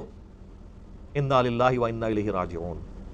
میں نے کہا تھا نا آپ کو پتہ چلے گا قاتل کون ہے یہ تو ہم نہیں کہتے، لیکن بینیفیشری کون ہے، خوشی کسے ہوئی حسن کے مرنے پر؟ آل امیہ کو. انہوں نے کہا، اب مقدام بن مادی کرب کو بڑا غصہ آیا. انہوں نے کہا میں حسن کی وفات کو مصیبت کیوں نہ سمجھوں جبکہ رسول اللہ صلی اللہ علیہ وآلہ وسلم نے ان کو اپنی گود میں بٹھایا ہوا تھا اور فرما رہے تھے حسن مجھ سے ہے اور حسین علی سے ہے. یعنی مقدام بن مادی کرب کہتے ہیں میں نے نبی علیہ السلام کو خود دیکھا ہے کہ اپنے زانوں پہ ایک طرف حسن ابن علی کو بٹھایا ہے، دوسری طرف حسین ابن علی کو، اور کہہ رہے ہیں حسن مجھ سے ہے حسین علی سے ہے. اور یار جس نے نبی کو اتنی محبت کرتے ہوئے دیکھا ہو تو سر پھر اس شخص کی وفات کے اوپر اس کو پھر غم تو ہوگا نا. تو وہ حضرت معاویہ کو جواب دے رہے ہیں کہ میں کیوں نہ مصیبت سمجھوں جب نبی علیہ السلام اتنی محبت ان سے کرتے تھے. اور بخاری کے تو الفاظ میں نے بتایا نا ابن عمر کے، صحیح بخاری 3753، حسن و حسین دنیا میں میرے 2 پھول ہیں. ٹھیک ہو گیا. ہائے ہائے ہائے. اب وہ جو اصلی شخص مقدام بن مادی کرب کے ساتھ گیا ہوا تھا نا حضرت معاویہ کو ملنے میں، آپ کو پتہ ہے شاہ سے زیادہ شاہ کے وفادار ہوتے ہیں چمچے. وہ چمچا تھا. اس نے دیکھا کہ جب معاویہ ہی توہین کر رہے ہیں حضرت حسن ابن علی کی، یہ بات کہہ کے کہ حسن کا مرنا کوئی مصیبت ہے، انہوں نے کہا میں بھی بیچ اپنا تھوڑا لچ تال دیا. تو اس نے کہا فقال الاسدی جمرۃ اطفئ اللہ، حسن تو ایک آگ کا کوئلہ تھا جسے اللہ نے بجھا دیا. انا للہ و انا الیہ راجعون. اللہ کی لعنت ہو ایسے لوگوں پر جو اہل بیت کے ساتھ بغض رکھنے والے تھے. صحیح مسلم میں حدیث ہے، علی سے محبت نہیں رکھے گا مگر مومن، علی سے بغض نہیں رکھے گا مگر منافق. صحیح مسلم 240. اور یہ آپ دیکھ لیں سیدنا علی کی اولاد کے ساتھ غدیر خم پہ جو نبی علیہ السلام نے کہا تھا میں اہل بیت کے معاملے میں تمہیں اللہ کا خوف دلاتا ہوں، 6225 سے 6228 تک صحیح مسلم میں، وہ اہل بیت سے مراد مولا علی اور ان کی اولاد لی تھی. کیونکہ سنن نسائی الکبریٰ میں مسند احمد میں آگے الفاظ ہے غدیر خم کی حدیث کے کہ مولا علی کا ہاتھ پکڑ کے نبی علیہ السلام نے صحابہ کے دوران یعنی غدیر خم پہ بلند کر کے کہا من کنت مولا فہذا علی مولا، جس کا مولا میں اس کا مولا علی، جس کا جگری یار میں اس کا جگری یار علی، جس کا آقا میں اس کا آقا علی. اور پھر کہا اے اللہ علی جو علی سے محبت رکھے تو بھی اس سے محبت رکھ، جو علی سے بغض رکھے تو بھی اس سے بغض رکھ. کیونکہ علی کی اولاد نہیں ذبح ہونا تھا نا. یہاں پہ بھی آپ دیکھ لیں وہ اسدی کہتا ہے کہ حسن تو آگ کا ایک انگارہ تھا، ایک کوئلہ تھا داغتا ہوا، جس کو اللہ نے بجھا دیا. یہ اس جملے کے اندر پوری قیامت ہے. آپ استغفر اللہ پڑھ رہے ہیں نا، اس ایک جملے کو اگر کھولیں نا تو میں گھنٹوں بول سکتا ہوں. یہ کسی کے لیے یہ جملہ کیوں بولا جاتا ہے کہ فلاں شخص دہتا ہوا انگارہ ہے؟ پرانے زمانے میں جب آپ نے آگ روشن کرنی ہوتی تھی تو دوسرے گھروں سے آپ کوئلہ لے کے آتے تھے. کوئلے کے اندر ہلکی سی آگ چل رہی ہوتی ہے، وہ آگ لا کے جب آپ لکڑیوں میں رکھتے ہیں تو لکڑیاں بھڑک اٹھتی ہیں. یہ لکڑیوں کو بھڑکانے والی چیز جو ہوتی ہے وہ ہوتا ہے دہتا ہوا کوئلہ. حسن کو اس نے دہتا ہوا کوئلہ کیوں کہا؟ کیونکہ حضرت معاویہ نے صلح کی بھی تھی حسن ابن علی کے ساتھ کچھ شرائط کے اوپر. ان شرائط میں سے صرف ایک ہی شرط پوری کی تھی کہ جو مال غنیمت جو قرآن حکیم میں سورۃ الانفال میں آیا کہ اہل بیت کو 5واں حصہ ملے گا بیت المال میں سے، چونکہ ان پہ زکات نہیں لگتی، وہ دیتے تھے. باقی جو 4 شرائط تھیں، نمبر 1 حضرت معاویہ رضی اللہ تعالیٰ عنہ خلفائے راشدین کے طریقے کے مطابق حکومت چلائیں گے، کوئی نہیں پوری کی. نمبر 2 حضرت علی کے ساتھیوں نے جو ہتھیار ڈال دیے ہیں صلح حسن کے بعد، وہ ان کے ساتھ ظلم و ستم نہیں ہوگا. آپ یہ میرا پمفلٹ پڑھیں، میں آج اس ڈیٹیل میں نہیں جانا چاہتا، وہ سب کچھ موجود ہے ان کے ساتھ کیا کچھ ہوا، بخاری مسلم سے میں نے ثابت کیا. نمبر 3 ممبروں کے اوپر جو سب و شتم کا سلسلہ جاری ہے حسن ابن علی کے والد علی ابن ابی طالب پہ، وہ ختم کروایا جائے. وہ چلتا رہا، صحیح مسلم میں ہے 6229 نمبر حدیث، مولا علی پہ لعنت کے الفاظ کے ساتھ لعنت کی جاتی تھی آل مروان کی طرف سے. اسی طریقے سے حضرت معاویہ اپنے بعد امت کو شورا پہ چھوڑیں گے، اپنے بیٹے کو نامزد نہیں کریں گے. لیکن وہ بھی آپ بخاری اٹھا کے 4827 نمبر حدیث 4827 دیکھ لیں، صحابہ نے مخالفت کی، انہوں نے زبردستی کیا. ٹھیک ہے، تو کوئی ایک شرط بھی نہیں مانی سوائے ایک مال غنیمت والا معاملہ. تو یہ سارے شرائط تھیں. اب یہ شرائط جب کوئی بندہ پورا نہ کر رہا ہو تو جس سے صلح ہوئی ہو اس سے ڈر تو لگا رہتا ہے نا کہ کہیں یہ بھی اپنا صبر کا پیمانہ اس کا لبریز ہو اور یہ دوبارہ سے خلافت کے لیے کوئی تحریک اٹھا دے. جو جب تحریک اٹھائے گا تو تحریک اٹھانے والا جو شخص ہے وہ ایک دہتا ہوا کوئلہ ہوگا جس سے آگ بھڑک سکتی ہے، خلافت راشدہ دوبارہ سے چڑھ سکتی ہے. اب آپ کو اس جملے کی گہرائی پتہ چلی. حسن ایک دہتا ہوا کوئلہ تھا جسے اللہ نے بجھا دیا. انہوں نے کہا شکر ہے ختم ہوا ہے، انہوں سے اپنی مرضی نہ لے کام ٹور کے رکھیں گے. سمجھ آئیے آپ کو؟ اب یہ جب گفتگو ہو رہی ہو کسی صحابی کے سامنے، یہ کسی وہابی کے آگے نہیں ہو رہی تھی، یہ صحابی کے آگے بات ہو رہی تھی، نہ کسی بابی کے آگے ہو رہی تھی. بابی بابوں کا دفاع کرتے ہیں، وہابی اپنے وہ بادشاہوں کا دفاع کرتے ہیں. یہ صحابی تھا مقدام بن مادی کرب. اس نے کہا کہ پہلے معاویہ نے یہ بات کی رضی اللہ تعالیٰ عنہ کہ حسن کا مرنا کوئی مصیبت ہے. اب اس کے چمچے نے آگے سے یہ بات کر دی کہ حسن تو ایک آگ کا انگارہ تھا، اسے بجھا دیا اللہ نے. ہائے ہائے ہائے ہائے. اب مقدام فقال المقدام، مقدام نے کہا اما انا، انہوں نے کہا معاویہ جت تک میرا تعلق ہے نا، فلا ابرح اليوم، آج میں اس وقت تک یہاں سے تیرے دربار سے نہیں اٹھوں گا، حتی اغیظک، یہاں تک کہ میں تجھے غصہ نہ دلاؤں. یعنی تو نے مجھے تکلیف دی ہے نا حضرت حسن ابن علی کے بارے میں کامنٹس کر کے نیگیٹو، میں تجھے ایسی باتیں کروں گا کہ تجھے غصہ دلاؤں. واسمعک ما تکرہ، اور میں تجھے ایسی باتیں سناؤں گا تجھے بری لگیں گی. جب کسی کی حقیقت اسے کھول کے بیان کی جائے نا تو بڑے سے بڑے صبر کرنے والے شخص کو بھی بری لگتی ہے. پھر کہا اے معاویہ اگر میں سچ کہوں تو میری تصدیق کر دینا، اور اگر میں غلط کہوں تو تردید کر دینا. معاویہ نے کہا ایسا ہی کروں گا. مقدام نے کہا میں تمہیں اللہ کی قسم دے کر کہتا ہوں، کیا تم جانتے ہو کہ رسول اللہ صلی اللہ علیہ وآلہ وسلم نے سونا پہننے سے منع فرمایا؟ حضرت معاویہ نے کہا ہاں ہمیں بھی پتا ہے مرد کے لیے سونا حرام ہے. مقدام نے پھر کہا معاویہ تمہیں اللہ کی قسم دے کر کہتا ہوں، کیا تمہیں خبر ہے کہ رسول اللہ صلی اللہ علیہ وسلم نے مرد کے لیے ریشم پہننے سے روکا ہے؟ انہوں نے کہا ہاں. حضرت مقدام نے کہا میں تمہیں اللہ کی قسم دے کر تیسری بات پوچھتا ہوں، کیا تم جانتے ہو کہ رسول اللہ صلی اللہ علیہ وآلہ وسلم نے درندوں کی کھالیں پہننے اور درندوں پر سواری کرنے، یعنی شیر کی کھال پہننا یہ تکبر کی علامت ہے، اس سے منع فرمایا؟ حضرت معاویہ نے کہا ہاں. مقدام نے کہا اللہ کی قسم میں نے یہ سب کچھ تمہارے گھر میں ہوتے ہوئے دیکھا ہے اے معاویہ. یعنی تم مانتے بھی ہو کہ سونا مرد کے لیے حرام ہے، ریشم مرد کے لیے حرام ہے، درندوں کی کھالیں پہننا حرام ہے. یہ تینوں حرام کام جو تم خود جانتے ہو تمہارے گھر میں ہوتے ہیں. اب میں نہیں کہتا کہ حضرت معاویہ نے سونے کے کڑے یا وہ کوئی لاکٹ پہنا ہوا تھا، میرا اس نے ظن ہے کہ ان کے بال بچے ہی کرتے ہوں گے. گھر میں ظاہر ہے کہ میرے آپ کے بچے تو نہیں تھے نا، ان کے ہی ہوں گے. ہم اس نے ظن رکھتے ہیں کہ وہ خود نہیں کرتے تھے. اب یہ بات کرنے کے بعد تو آپ تو کہتے ہیں جی امام حنیفہ کا قول دکھاتے ہیں، آگے حدیث دکھاتے ہیں، لوگ رجوع نہیں کرتے، کہتے ہیں حدیث کو ہم نے چھوڑنا ہے. اب یہاں پہ نبی علیہ السلام کی حدیث ان کو پتہ ہے، حضرت معاویہ سے کہا جا رہا ہے کہ آپ توبہ کریں. اب کیا ہوا؟ مقدام نے کہا اللہ کی قسم یہ سب کچھ آپ کے گھر میں ہوتا ہے اے معاویہ. اس پر معاویہ نے کہا اے مقدام مجھے معلوم تھا کہ میں تجھ سے ہرگز بچ نہیں سکوں گا. یعنی میری کمزوریاں تجھے پتہ ہیں. حالانکہ ہونا چاہیے تھا معاویہ اے مقدام میں تمہیں گواہ کر کے کہتا ہوں آج تک جو کچھ مجھ سے ہوا میں اللہ سے توبہ کرتا ہوں, اللہ تعالیٰ یہ گناہ معاف کرے, آئندہ میں اپنی اصلاح کروں گا. کیونکہ آپ تو ہمیں یہی بتاتے ہیں نا کہ جب صحیح حدیث مل جائے تو وہی آپ کا مذہب ہونا چاہیے. آپ کہتے ہیں امام حنیفہ کے سامنے حدیثیں آتی تھیں وہ پیچھے نہیں ہٹتے تھے, تو یہ امام حنیفہ سے بہت پہلے ہی معاملہ جو ہے وہ بگڑا ہوا ہے.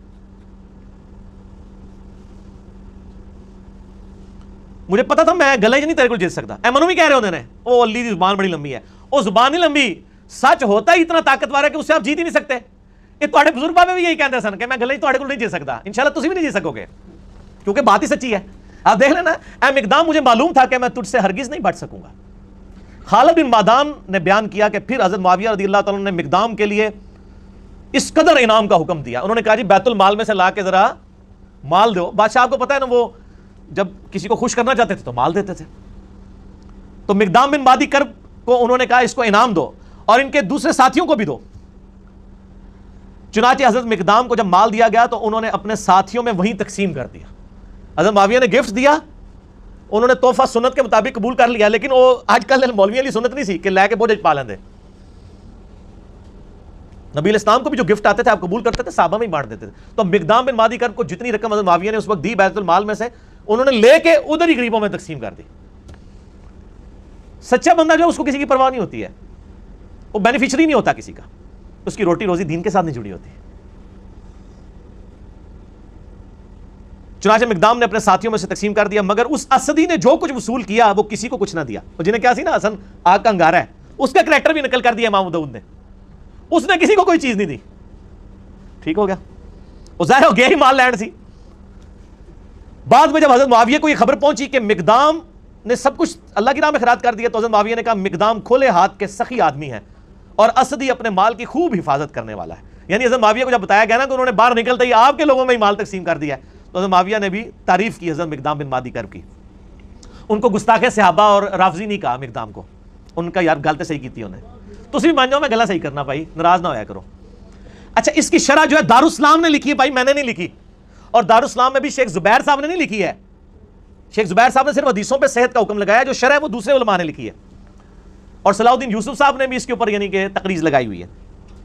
اس کی شرح میں لکھتے ہیں, آپ دیکھیں دارالاسلام ورڈ بائی ورڈ آپ شرح سنیں. صحابہ کرام حق بات کہنے میں بڑے جری تھے. حضرت مقدام رضی اللہ تعالیٰ عنہ کو حضرت معاویہ رضی اللہ تعالیٰ عنہ کی عمارت سے کوئی خوف نہ آیا اور بے دھڑک حق بات کہہ دی. چلو جی شکر ہے, علی بھائی نے نہیں کہا گیا لکھو, دارالاسلام نے کئی سال پہلے یہ شرح کی ہوئی ہے.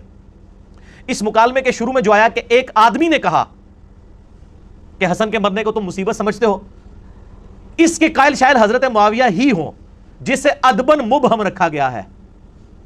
اے دیکھو وہ شرح کرنے والا مان رہا ہے کہ یہ جو ہے نا ایک بندے نے کہا کہ معاویہ کا مرنا کو مصیبت ہے, تو یہ حضرت معاویہ نے اصل میں کہا تھا, امام داؤد نے ادب کے طور پر فلاں لکھ دیا ہے. آگے بریکٹ میں لکھا ہے اون المعبود. اون المعبود اہل حدیث عالم کی وہ شرح ہے ابو داؤد کی جو پوری دنیا میں مدرسوں میں پڑھائی جاتی ہے, عربی میں لکھی ہوئی. یہ شاید نہیں سرکار دارالاسلام والے ہو, یہ شاید کٹو, یہ یقیناً ہے, کیونکہ اس کا جو طریق المعجم الکبیر طبرانی میں ہے اور مسند احمد میں ہے, اس میں الفاظ ہیں کہ معاویہ رضی اللہ تعالیٰ عنہ نے کہا کہ حسن کے مرنے کو کیا تم مصیبت سمجھتے ہو. اس کے بعد پھر وہ لکھتے ہیں بنو امیہ اور اہل بیت کے خاندانوں میں سیاسی امور میں ان کے خاص رجحانات تھے. یہ تاریخ اسلام کا انتہائی پریشان کن دور تھا جو گزر گیا. وہ کہتے ہیں گزر گیا, مٹی پاؤ چھڑ دو. اب ہم تمام صحابہ کرام کے لیے دعا گو ہیں, تو سر پھر آپ ان کے لیے بھی دعا گو ہوں جو آج صحابہ کے اوپر لعنت کر رہے ہیں, کیونکہ یہ انہی کی اولاد ہے آل امیہ کی. ان کو پھر آپ کس منہ سے سمجھائیں گے؟ صرف ان کو میں سمجھا سکتا ہوں, انجینئر محمد علی مرزا, جو آل امیہ کے کاموں کو بھی غلط کہتا ہے اور آج رافضیوں کی لعنت کرنے کو بھی غلط کہتا ہے. آپ تو 2 نمبر لوگ ہیں, آپ کے تو دورے معیار ہیں, آپ کسی کو کیسے سمجھا سکتے ہیں؟ وہ کہتے ہیں چھوڑ دو. اب ہم تمام صحابہ کرام کے لیے, تمام صحابہ کرام نہیں یار 3-4 بندوں کا مسئلہ ہے, صحابہ کرام اتنے زیادہ نہیں ہیں. حضرت معاویہ رضی اللہ تعالیٰ عنہ, مغیرہ بن شعبہ رضی اللہ تعالیٰ عنہ, عمر بن عاص رضی اللہ تعالیٰ عنہ اور بسر بن ابی ارطاء رضی اللہ تعالیٰ عنہم اجمعین. ہم ان کے لیے دعائیں خیر کرتے ہیں لیکن ان کا جھوٹا دفاع بھی نہیں کرتے. ان کے لیے دعا گو ہوں اور کسی کے متعلق اپنے دل میں کوئی بغض نہ رکھیں. ایک مورخ کو جو ہے وہ کسی بھی جانب میلان ہو اس کا حق ہے, مگر خیال رہے کہ دوسری جانب بھی جلیل القدر صحابہ ہیں رضی اللہ عنہم و ارضاہم, اور دعا کریں ربنا اغفر لنا ولاخواننا الذین سبقونا بالایمان. اور ہم بھی یہ دعا کرتے ہیں, میرا تو کلپ ریکارڈڈ ہے سورۃ الحشر کی آیت نمبر 10. ہم دعا کرتے ہیں کاش جن کے لیے ہم دعائیں کر رہے ہیں انہوں نے بھی مولا علی کے لیے دعائیں کی ہوتی, ممبروں پر مولا علی پہ لعنت نہ کروائی ہوتی. اس کا مطلب ہے اللہ کے فضل سے ہمیں تو توفیق ہے, ان کو یہ توفیق نہ مل سکی. صحیح مسلم 6229 لعن اللہ ابو تراب نعوذ باللہ. آل مروان صحابہ کرام کو ممبروں میں بلا کے کہتے تھے ابو تراب پہ لعنت کرو نعوذ باللہ.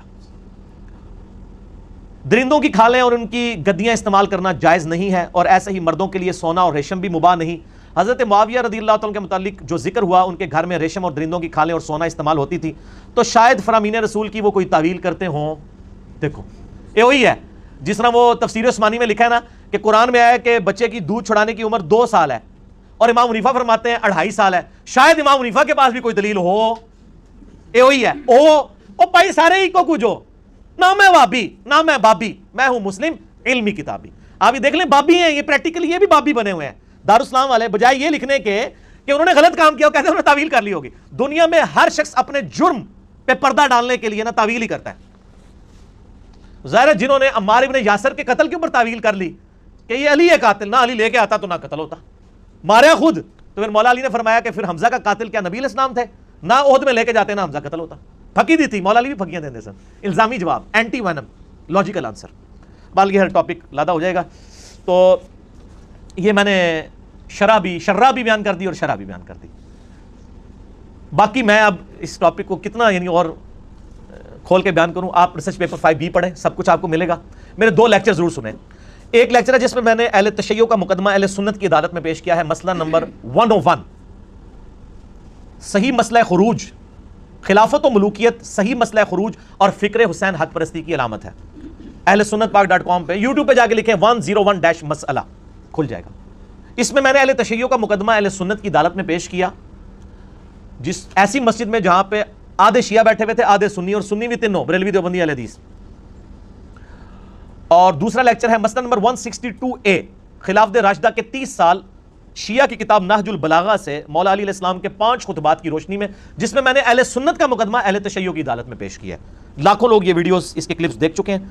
آج میں ڈیٹیل میں نہیں جاؤں گا. آپ 5B ضرور پڑھیں، اہل سنت پاک.com سے ڈاؤن لوڈ کریں. ہارڈ کاپی منگوانی ہے عثمان بھائی کو صبح 9 سے لے کر 12:45 بجے تک، اور شام کو عصر سے مغرب تک پاکستان ٹائم کے مطابق کال کریں. تمام ریسرچ پیپرز فری ڈاک میں آپ کے گھر بالکل مفت پہنچیں گے. ان کا موبائل نمبر نوٹ کر لیں، +923215900162، اور پاکستان میں کریں گے تو 0321590162. ہارڈ کاپی بھی آپ کو یہ 200 احادیث کی انشاءاللہ مل جائے گی. تو یہ آج کا ٹاپک ہمارا اس حوالے سے الحمدللہ کنکلوڈ ہوا عوام الناس کے اعتبار سے. اب تھوڑی سی گفتگو رہ گئی ہے 10-12 منٹ کی علماء کے حوالے سے، وہ انشاءاللہ میں اس کو الگ کروں گا. اس سے پہلے آپ ایک دفعہ درود شریف پڑھ لیجئے. اللہم صلی علی محمد وعلی آل محمد کما صلیت علی ابراہیم وعلی آل ابراہیم انک حمید مجید. اللہم بارک علی محمد وعلی آل محمد کما بارکت علی ابراہیم وعلی آل ابراہیم انک حمید مجید. سنن ابی داؤد کی حدیث نمبر 4131 جو مسند امام احمد میں بھی موجود ہے، انٹرنیشنل نمبر کے مطابق 17,228، اور اردو PDF میں 17,321. المعجم الکبیر طبرانی میں بھی موجود ہے، حضرت حسن ابن علی کے چیپٹر میں 2628 نمبر، اور مقدام بن مادی کرب والے چیپٹر میں 636 نمبر. اس حدیث پہ بعض منکرین احادیث میں سے، اور یہ میں نے بہت پہلے کئی سال پہلے پریڈکشن کی تھی 6 سال پہلے، کہ جو ناسبی ہوگا نا مولا علی سے بغض رکھنے والا، وہ منکرین حدیث ضرور ہوگا. وہ بخاری مسلم کی احادیث کا بھی انکار کرے گا کیونکہ اس کی مجبوری ہے، حدیثیں اس کی موت ہے. وہ تو پیش کرے گا آل امیہ اور آل عباس کی لکھوائی ہوئی جھوٹی تاریخ، تو وہ حدیثوں کے اوپر حملے کرے گا اور بڑی یہ پرواہ نہیں کرے گا کہ وہ منکرین حدیث ہوگا. وہ کہے گا رفع الدین کی حدیثیں لے لو، باقی حدیثیں نہ لو. تو بعض ناسبیوں نے اس حدیث کے اوپر اعتراض کیا تاکہ یہ معاملہ ہی گول کر دیا جائے. حالانکہ اس حدیث کو آج تک کسی نے ضعیف نہیں کہا اہل سنت کی تاریخ میں. اور دور اعظم میں بہت بڑے محدث شیخ ناصر الدین البانی رحمہ اللہ تعالی المتوفا 1999 عیسوی، اور شیخ زبیر علی زئی رحمہ اللہ تعالی المتوفا 2013 عیسوی، دونوں نے اس حدیث کو صحیح کہا. اور شیخ زبیر صاحب تو تدریس کے مسئلے میں بہت وہمی تھے، وہ تو البانی کی بھی صحیح کی حدیثوں کو ضعیف کہہ دیتے تھے تدریس کے مسئلے میں. اس کے باوجود اس حدیث کے اوپر انہوں نے کوئی کمپرومائز نہیں کیا اور اس حدیث کو انہوں نے صحیح ڈکلیئر کیا. 2 اعتراض ہوتے ہیں اس حدیث کے اوپر، میں انشاءاللہ علماء کے لیے، تو میں طالب علم ہوں لیکن علماء کی اصلاح کے لیے بیان کر دوں. پہلا اعتراض کرتے ہیں کہ اس حدیث میں ایک راوی ہے بقیہ ابن الولید المتوفا 197 ہجری، تبع تابعین میں سے ہیں رحمہ اللہ تعالی. وہ کہتے ہیں کہ ناقابل اعتبار راوی ہے، اس کی حدیث محدثین نے قبول نہیں کی. اور دوسرا اعتراض کرتے ہیں اور مجھے کہتے ہیں جی، آپ کہتے ہیں جی وہ سما کی تصریح نہ ہو، مدلس ان سے روایت کرے تو ضعیف ہوتی ہے. وہ کہتے ہیں جی بقیہ جو ہے یہ مدلس ہے اور یہ ابو داؤد کی حدیث میں یہ ان سے روایت کر رہا ہے اور اس کی ان والی روایت جو ہے اب وہ سما کی تصریح کے بغیر ضعیف ہوگی. لہٰذا وہ کہتے ہیں جی آپ کے اصول کے اوپر اس کی روایت خود بخود ضعیف بنتی ہے. حالانکہ میرا اصول نہیں ہے، یہ تو صحیح مسلم کے مقدمے میں لکھا ہے، اور یہ اصول سب سے زیادہ اگر کسی نے انٹروڈیوس کروایا ویڈیوز میں نے اور کتابوں میں شیخ زبیر علی زئی رحمہ اللہ تعالیٰ نے. اس کے باوجود شیخ زبیر صاحب نے اس حدیث کو صحیح کیوں کہا؟ یہ دونوں اعتراض کے میں جواب انشاءاللہ دوں گا، کیونکہ نہ میں وہابی نہ میں بابی، میں ہوں مسلم علمی کتابی. تو یہ پہلا اعتراض کہ بقیہ جو ہے یہ ضعیف راوی ہے، بڑا ریجیکٹڈ راوی ہے، اس کی روایت قبول نہ کی جائے. تو بقیہ ابن ولید، اس کے میں 5 جواب دوں گا. نمبر 1، جواب نمبر 1، بقیہ ابن الولید المتوفى 197 ہجری تبع تابعین میں سے ہیں رحمہ اللہ تعالی. صحیح مسلم کے مقدمے میں امام مسلم نے صحیح مسلم کے اندر جو راویوں کے اوپر بحث کی ہے نا، اس بقیہ کے اوپر بحث کی ہوئی ہے باقاعدہ. صحیح مسلم میں انٹرنیشنل نمبر کے مطابق 43 نمبر پر اور 80 نمبر پر اور 81 نمبر پہ 3 جگہ بقیہ ابن الولید کے اوپر امام مسلم نے اپنے کومنٹس لکھے ہیں بڑے محدثین سے نقل کر کے. وہ میں آپ کو امام مسلم کے کومنٹس بتا دیتا ہوں. 43 نمبر پہ لکھتے ہیں کہ عبداللہ ابن مبارک کہتے ہیں، عبداللہ ابن مبارک المتوفى 181 ہجری امام حنیفہ کے شاگرد ہیں. اور میں نے کئی دفعہ بتایا کہ ذخیرہ احادیث میں 2 محدث ایسے ہیں جن کے اوپر نیگیٹو جملہ کبھی کسی نے نہیں کسا. ایک عبداللہ ابن مبارک امام بخاری کے دادا استاد ہیں یہ، اور امام حنیفہ کے شاگرد ہیں. بعد میں امام حنیفہ کو چھوڑ گئے تھے. وہ میرا کلپ بھی ہے امام حنیفہ سے رفع الیدین پہ مناظرہ، وہ انہوں نے ہی مناظرہ کیا تھا جو حدیث کی کتابوں میں ہے. ایک ان کے مناظرے ہیں نا جو جعلی تاریخ کی کتابوں میں ہے. ایک عبداللہ بن مبارک، دوسرے امام مسلم جن کے اوپر جرح کا کوئی کلمہ نہیں ملتا. امام بخاری پہ بھی بعض محدثین نے جرح کی ہے لیکن ان کے اوپر نہیں جرح ملتی. عبداللہ ابن مبارک کا قول صحیح مسلم میں انٹرنیشنل نمبر کے مطابق جو مسلم کا حصہ ہے اور نمبرنگ کا حصہ ہے 43 نمبر، عبداللہ ابن مبارک کہتے ہیں کہ بقیہ ابن ولید صدوق راوی ہے، سچا راوی ہے، لیکن وہ روایت کرتا ہے سب قسم کے لوگوں سے. یعنی خود وہ سچا ہے لیکن وہ جن سے روایتیں نقل کرتا ہے نا، بعض اوقات وہ ضعیف راویوں کی روایت بھی لے لیتا ہے اور بعض اوقات ثقہ راویوں کی بھی. وہ تو سارے ہی ہیں، بخاری مسلم کے علاوہ جتنے امام ہیں، ابو داؤد، ترمذی، نسائی، ابن ماجہ، انہوں نے ضعیف راویوں سے لی ہوئی ہے. لیکن جب ضعیف راوی ہوگا پتہ تو چل جائے گا اور روایت تو ضعیف ہو جائے گی. تو یہ تو کوئی عیب نہیں ہے. خود امام بخاری نے الادب المفرد میں کئی ضعیف راویوں سے جن پہ امام بخاری نے خود جرح کی ہوئی ہے تاریخ کبیر میں، ان سے روایتیں بھی لی ہوئی ہیں، لیکن بتا دیا کہ یہ روایت میں یہ راوی کمزور ہے. تو یہ کوئی عیب نہیں ہے. عبداللہ ابن مبارک کیا کہتے ہیں؟ یہ صدوق راوی ہے، سچا راوی ہے. کون؟ بقیہ ابن ولید. 80 نمبر پہ لکھتے ہیں امام مسلم کہتے ہیں کہ زکریا ابن عدی کہتے ہیں کہ مجھ سے ابو اسحاق فزاری نے کہا، جو حدیث کے بہت بڑے امام تھے، لکھ لے تو بقیہ ابن ولید کی وہ حدیث جو وہ روایت کرے مشہور لوگوں سے، اور مت لکھ اس کی حدیث کو جو روایت کرے مجہول لوگوں سے. یہ بقیہ کے لیے نہیں ہے، باقی بھی سارے راوی جو ثقہ راویوں سے کریں وہ آپ لے لیں، جو دوسری وہ چھوڑ دیں.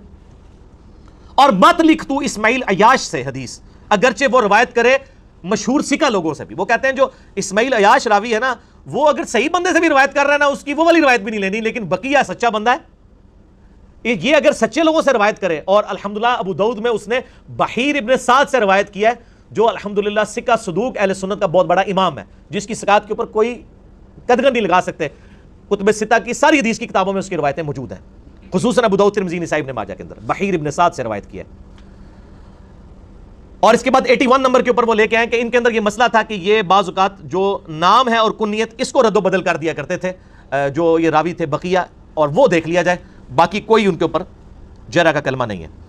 جواب نمبر 2، صحیح مسلم میں جو یہ 80 نمبر پہ کمنٹس ہے نا کہ بقیہ کی روایت جو مشہور لوگوں سے وہ کرے وہ آپ لے لو اور جو ضعیف لوگوں سے کرے وہ نہ لو، یہ سیم کمنٹس جامعہ ترمذی میں بھی موجود ہے. انٹرنیشنل نمبر کے مطابق 2859 نمبر حدیث ہے، اور اس حدیث کی سند وہی ہے جو ابو داؤد کی مقدام بن مادی کرب والی روایت کی سند ہے 4131 کی. اس میں بھی بقیہ ابن ولید ان بحیر ابن سعد کر رہے ہیں. اس کے نیچے امام ترمذی لکھتے ہیں کہ میں نے عبداللہ بن عبد الرحمن سے سنا کہ وہ کہتے تھے کہ میں نے زکریا بن عدی سے سنا کہ وہ کہتے تھے کہ امام ابو اسحاق فزاری کہا کرتے تھے خذوا عن بقیۃ ما حدثکم عن الثقات، بقیہ سے وہ حدیثیں قبول کر لیا کرو جو وہ ثقہ راویوں سے کرے. ولا تأخذوا عن اسماعیل ابن عیاش، اور اسماعیل ابن عیاش کی کوئی حدیث قبول نہ کرو چاہے وہ ثقہ راویوں سے کرے چاہے بغیر سکہ کے. مسلم میں 80 نمبر پہ یہ کمنٹس ہے اور ترمذی میں بھی موجود ہے 2859. امام ترمذی تو جھوٹیاں نو گھر تک پہنچا کے گئے نے, بقیہ کے اوپر کمنٹس کیے ہوئے ہیں. اچھا, اس طرح کے کمنٹس بڑے کم راویوں میں ملتے ہیں. تو بقیہ نے چونکہ اہل سنت کے منہج کی حفاظت کرنی تھی ناسبیت کے خلاف, امام مسلم امام ترمذی نے کمنٹس کیے. جواب نمبر 3, صحیح مسلم میں ایک حدیث کے راوی بھی بقیہ ہیں. مسلم شریف میں انٹرنیشنل نمبر کے مطابق 3514 اور 3515 نمبر حدیث ہے, اور فواد عبد الباقی کی ترکیب میں اس کا نمبر ہے 1429 1429. ابن عمر کہتے ہیں رضی اللہ تعالیٰ عنہ کہ نبی علیہ السلام نے فرمایا اگر کوئی ولیمے کی دعوت دے یا کوئی بھی اور دعوت دے تمہارا مسلمان بھائی تو قبول کر لیا کرو. یہ مشہور حدیث ہے. اس حدیث کے راوی بھی بقیہ ہیں, وہی راوی. ٹھیک ہو گیا جی. جواب نمبر 4, جامعہ ترمذی کی مشہور ترین حدیث جو اہل سنت کے بچے بچے کو رٹی ہوئی ہے, انٹرنیشنل نمبر کے مطابق 2676 کہ آپ صلی اللہ علیہ وآلہ وسلم نے فرمایا میرے بعد تم بہت اختلاف دیکھو گے, اس وقت علیکم بسنتی و سنت الخلفاء الراشدین المہدیین, میری سنت اور میرے خلفاء راشدین کی سنت کو لازم پکڑ لینا. یہ جو حدیث ہے جامعہ ترمذی میں انٹرنیشنل نمبر کے مطابق 2676, اس حدیث کی سند وہی ہے جو ابو داؤد کی سند ہے. بقیہ ابن ولید نے روایت کیا ہے بحیر ابن سعد سے. اس حدیث کی سند وہی ہے جو ابو داؤد میں مقدام بن مادی کرب والی حدیث 4131 والی ہے. ٹھیک ہوگا جی. 5واں جواب, المستدرک للحاکم میں بھی یہی جو سند ہے, بقیہ ابن ولید روایت کر رہا ہے بحیر ابن سعد سے, خواہ وہ ان سے روایت کرے چاہے حدثنا سے روایت کرے. یہ حدیث مستدرک للحاکم میں بھی اسی سند کے اوپر 2 حدیثیں ہیں 2435 اور 4230, جس کو امام حاکم نے مسلم کی شرط پہ صحیح کہا اور امام زابی نے موافقت کرتے ہوئے کہا کہ بقیہ کی یہ جو حدیث لینا ہے یہ امام مسلم کی شرط پہ حدیث صحیح ہے, چونکہ امام مسلم نے یہ حدیث لی ہوئی ہے 3514 اور 3515. ٹھیک ہوگا جی. امام حاکم نے اور امام زابی نے بقیہ کی حدیث بحیر ابن سعد سے مسلم کی شرط پہ صحیح کہی ہوئی ہے. 5 جواب ہے. اور کنے جواب دیا؟ ابن حجر اسقلانی المتوفا 852 ہجری, انہوں نے بھی کہا یہ صدوق راوی ہے, البتہ مدلس تھا. مدلس تو ہم بھی مانتے ہیں اور امام زابی بھی اس کو صدوق کہتے ہیں. اور بقیہ کی بحیر ابن سعد سے روایتیں جس طرح ابو داؤد میں 4131 ہے, ابو داؤد, ترمذی, نسائی, ابن ماجہ, چاروں سنن اربعہ کی کتابوں میں آپ بقیہ مکبہ شاملہ میں لکھیں اور بحیر لکھیں, بے شمار حدیثیں کھل جائیں گی. یہ صرف 4131 مقدام بن مادی کرب اور معاویہ بن ابی سفیان رضی اللہ تعالی عنہما والی روایت نہیں ہے, بلکہ اور روایتیں بھی موجود ہیں. اعتراض نمبر 2, وہ کہتے ہیں جی بقیہ ابن ولید مدلس ہے اور ان سے روایت کر رہا ہے.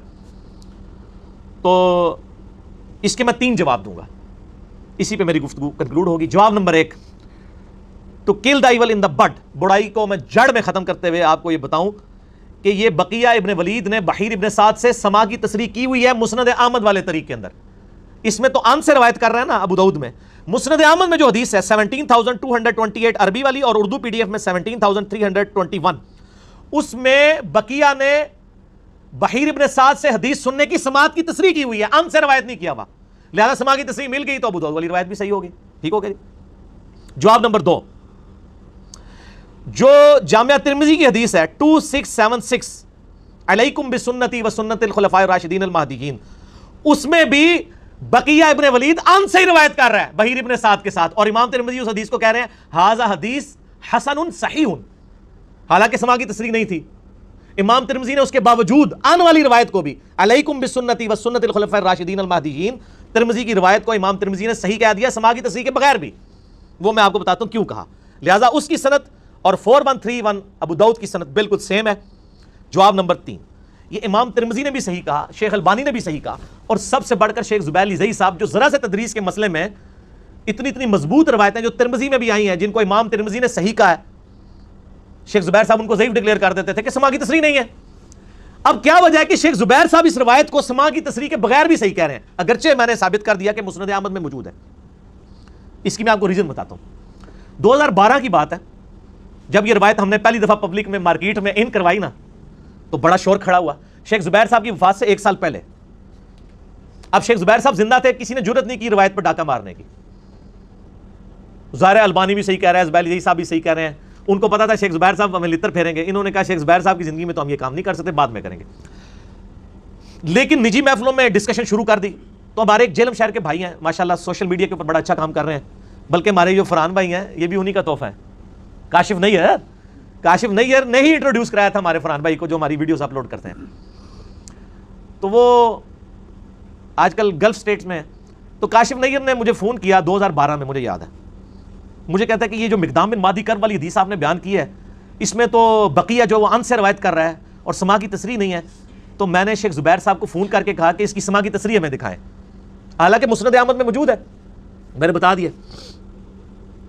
شیخ زبیر صاحب نے کہا یہ سما کی تصریح کے بغیر بھی حدیث صحیح ہے. تو مجھے کاشف نیر کہتا ہے دیکھو یار شیخ زبیر صاحب کہہ رہے ہیں سما کی تصریح کے بغیر بھی یہ روایت صحیح ہے.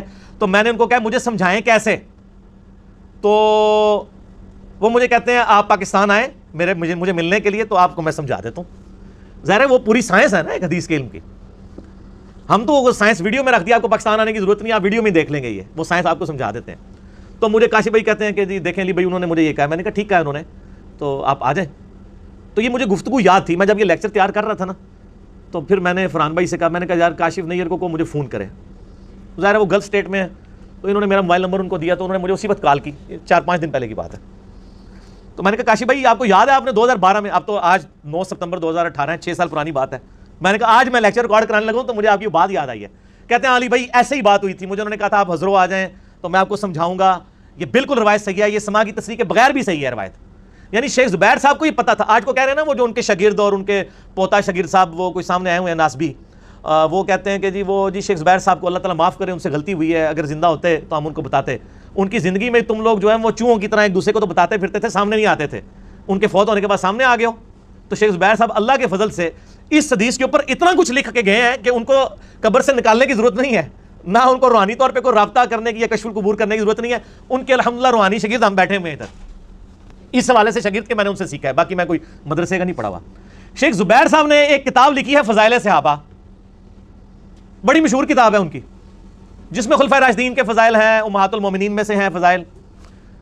وہ فضائل صحابہ کا PDF آپ کو مل جائے گا آرام سے, آپ جا کے kitabussunnah.com سے ڈاؤن لوڈ کریں, ہم اس میں لگا بھی دیں گے. اس میں حسن ابن علی کے اوپر جو چیپٹر بنا ہے نا شیخ زبیر صاحب نے, اس میں یہ مقدام بن مہدی کرب والی حدیث وہ لے کے آئے ہیں, لیکن تھوڑی سمجھداری کی ہے انہوں نے, صرف آخری حصہ نقل کیا ہے کہ حسن مجھ سے ہے اور حسین علی سے. پوری حدیث نہیں نقل کی شیخ زبیر صاحب نے, کیونکہ پوری حدیث میں پٹورا باغ کھل جانا تھا, پھر ان کو 50 صفحے اور لکھنے پڑتے.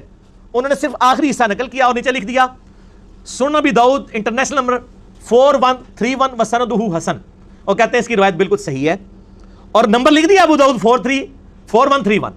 آگے وہ شیخ زبیر صاحب لکھتے ہیں کہ یہ جو روایت ہے بقیہ ابن ولید ان بحیر ابن سعد, یہ محمول ہوتی ہے سما کی تصریح پر, اگرچہ یہ راوی ان سے بھی روایت کرے تب بھی یہ روایت سما کی تصریح پہ معمول ہوتی ہے. کیوں؟ انہوں نے لکھا اس لیے کہ جو بقیہ تھا وہ بحیر کی کتاب سے روایت کرتا تھا, لہذا سما کی تصریح کی ضرورت ہی نہیں ہے. مثلا میں آپ کو ایک پمفلٹ لکھ کے دوں اپنے ہاتھوں سے, اور اس میں نے کچھ احادیث لکھی بھی ہوں, آپ جب وہ حدیث بیان کریں گے تو آپ یہ کہیں گے کہ انجینئر محمد علی مرزا بھائی سے روایت ہے یہ حدیث, اور آپ سے کوئی پوچھے کہ کیا آپ نے خود سنا ہے, تو آپ کہ میں نے سنا نہیں ہے, اسی لیے تو میں حدثنا نہیں کہہ رہا ہوں, میں ان کہہ رہا ہوں, ان سے روایت ہے. جس طرح ہم بھی صحابہ کہتے ہیں ان ابی ہریرہ, تو میں حضرت ابو ہریرہ تک تو سند نہیں پہنچا رہا ہوتا نا, لیکن مجھے پتا ہے ابو ہریرہ ٹھیک ہے, اور میں بھی تدلیس ہی کر رہا ہوتا ہوں, ہم سارے تدلیس ہی کر رہے ہوتے ہیں. ان ابی ہریرہ بیچ میں کوئی سند تو نہیں بیان کر رہے, وہ تو میں کہتے ہیں بخاری میں جائیں وہاں سے سند ملے گی. تو آپ کہیں گے کہ علی بھائی سے میں نے خود تو نہیں سنا, لیکن انہوں نے جو پمفلٹ لکھ کے دیا تھا اس میں انہوں نے روایت لکھی ہوئی ہے, تو سند پوری ہو گئی. اسی طریقے سے بحیر ابن سعد کی کتاب تھی جس میں پوری سندیں موجود تھیں. بحیر ابن سعد اگر اپنی سند سے کوئی حدیث اپنے شاگرد بقیہ کو دے لکھ کے, اب وہ خود اس کے سامنے تلاوت نہ کرے اس کو کہے بیٹا یہ میری کتاب ہے, میری سند اوپر تک ہے, اور وہ خود سکر راوی ہے, ظاہر اہل سنت کا امام ہے. اب بقیہ کتنا ایماندار شخص تھا, اس نے یہ نہیں کہا کہ میں نے اپنے استاد بحیر سے سنی, وہ کہتا تھا ان بحیر ابن سعد, بحیر ابن سعد سے میں روایت کر رہا ہوں, اس کی کتاب تھی. اور یہ محدثین کا پیٹ رول ہے کہ اگر ایک محدث کے پاس دوسرے محدث کی کتاب ہو تو اس کو حدثنا کہنے کی ضرورت نہیں ہے, وہ ان سے بھی روایت کر رہا ہے نا, تو وہ سما کی تصریح کیا ہے, وہ ریٹن ہے, تصریح سے بھی اگلی چیز ہے, اس کے پاس کتاب ہوتی تھی. اور یہ شیخ زبیر صاحب نے فضائل صحابہ میں لکھ دیا کہ چاہے بقیہ ان سے بھی روایت کرے بحیر سے, وہ سما پر محمول ہوتی ہے, کیونکہ اس کے پاس وہ کتاب تھی. پھر ساتھ شیخ زبیر صاحب لکھتے ہیں کہ میری کتاب جو ہے ابن حجر اسقلانی کی کتاب ہے طبقات المدلسین, مدلس کے اوپر جو مدلسین کے 5 طبقات کے اوپر کتاب لکھی ہے نا, اس کی تحقیق لکھی ہے شیخ زبیر صاحب نے عربی میں, وہ عربی میں کتاب تھی ابن حجر اسقلانی کی. تو شیخ زبیر صاحب نے لکھا ہے میری کتاب الفتح المبین فی تحقیق طبقات المدلسین, وہ کتاب میری دیکھیں، اس میں صفحہ نمبر 69 پہ چلے جائیں، میں نے بقیہ کے بارے میں پوری تفصیلات لکھی ہوئی ہیں، اور شیخ زبیر صاحب ان کا ہر پہ جا کے گئے ہوئے ہیں اس روایت ہوتے، اور اللہ کے فضل سے ہم اس کا PDF بھی لگا دیں گے، طبقات المدلسین کا۔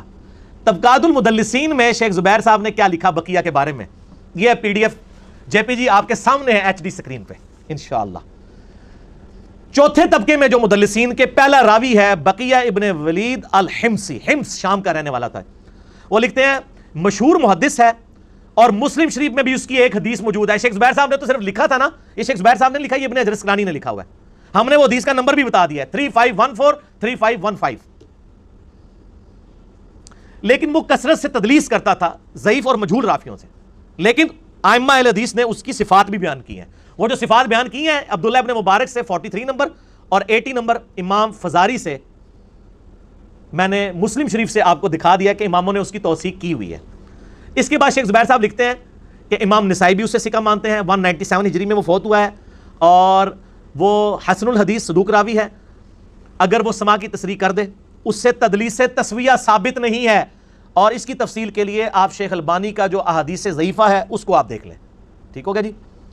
وہ کہتے ہیں یہ جو تدلیس تسویہ کا الزام لگا رہے ہو یہ کوئی ثابت نہیں ہے، وہ ناسبی لگا رہا ہے نا، وہ کہتے ہیں یہ الزام ثابت ہی نہیں، اور شیخ البانی نے بھی پوری بحث کی ہوئی ہے سلسلہ احادیث ضعیفہ کے اندر کہ یہ تدلیس تسویہ کا الزام ان کے اوپر جھوٹا ہے، اور روایت جو ہے بقی ان بحیر ابن سعد وہ صحیح ہوتی ہے، اس میں انہوں نے اسپیشل لکھ دیا ہے، اور کوئی بقیہ کے کسی استاد کا ذکر نہیں کیا، انہوں نے لکھا ہے کہ بقیہ کی روایت بحیر ابن سعد سے اگر ہو تو وہ سما کی تصریح کے اوپر محمول ہوتی ہے۔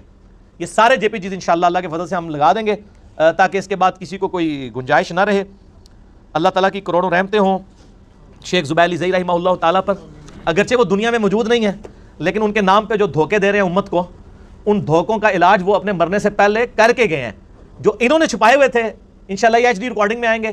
اور اس قسم کے جو لوگ اہل بیت کے خلاف کلپ چڑھا رہے ہیں، میں ہر کلپ کا جواب اس لیے ضروری نہیں سمجھتا، وہ اتنی شڑولیں ہوتی ہیں کہ ہمارے عام اسٹوڈنٹ آ کے کہہ رہے ہوتے ہیں، ٹھیک ہے نا جی، عبد القیوم بھائی مجھے کہہ رہے تھے کہ یار یہ کس قسم کی باتیں ریکارڈ کرا رہے ہوتے ہیں، بات سمجھ نہیں آتی، فضول قسم کی باتیں کر رہے ہوتے ہیں، وہ باتیں فضول ہوتی ہیں، کہاں سے سمجھ آئیں؟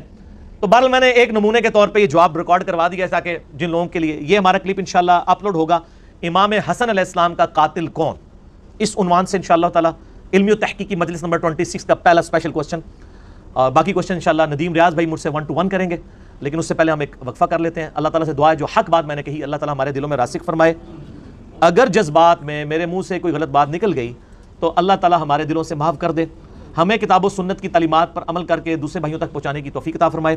سبحانک اللہم و بحمدک، اشہد ان لا الہ الا انت، استغفرک و اتوب الیک، وما علینا الا البلاغ المبین۔ جزاکم اللہ خیرا، احسن الجزاء۔